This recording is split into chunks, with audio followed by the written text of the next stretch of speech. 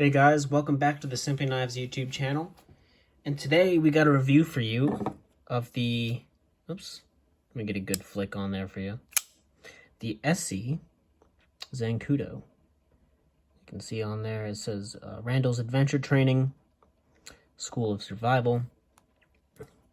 He is the designer of the Ontario Rat. I don't know the story, but he works for ESEE now. And this is the Zancudo in D2 with that black DLC. I got this version of it from a Redditor who actually did the dye himself. I think they call it Blurple. I guess it goes from blue to purple. But, well, I don't really know.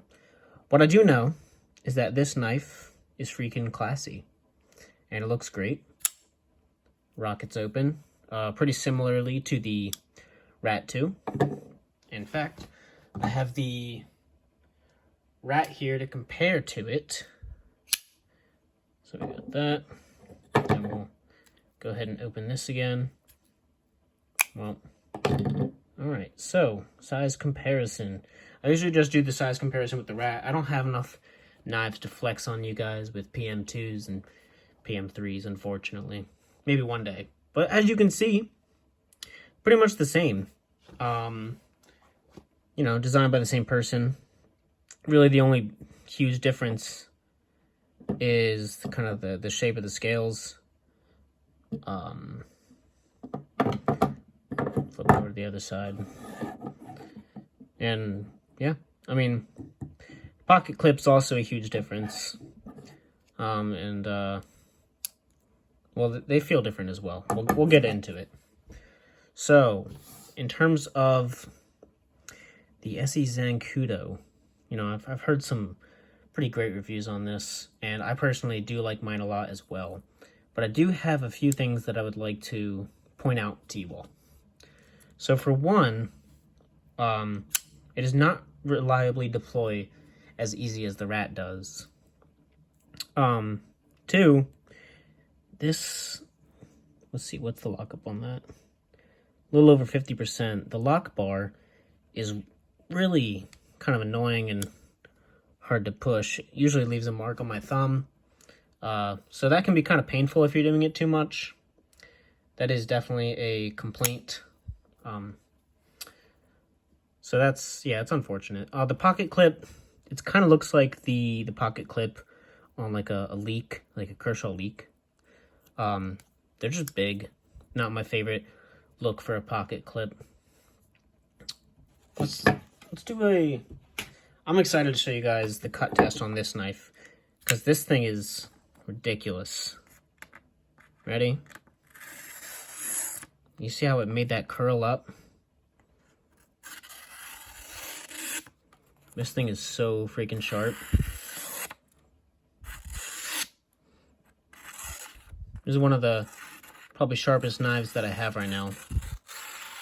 It's so good. My gosh. Oops. Yeah. This thing's wicked sharp. That is definitely a big benefit of it. I mean, in terms of like how it looks great. I actually do prefer the Rat 2 scales. These kind of look like a, I don't know, I guess it kind of just looks like this is a little head and it has like a weird little belly.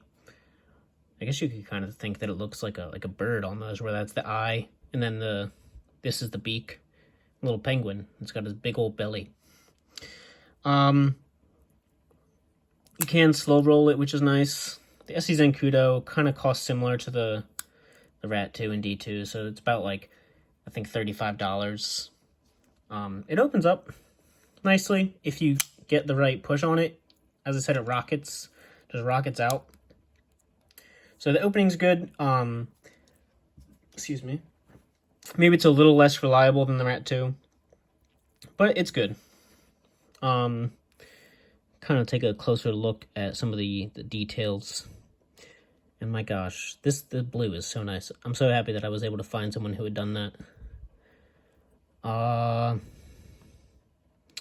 Yeah, I guess kind of like pillar construction. Pretty sure this is a steel frame lock. Yeah, I mean, just go over the ergonomics, I guess. Yeah, it does have good opening. Ergonomics, it's actually pretty good. I guess, you know, oh my gosh, my hands are sweaty. It's very hot where I am, and there's no air conditioning. You know, you can feel this pocket clip. It goes like directly on your hand. It's got just a little bit of jimping up there. But it's pretty comfortable. Let's see how it feels in the left hand. Left hand, it's not comfortable having your fingers on that.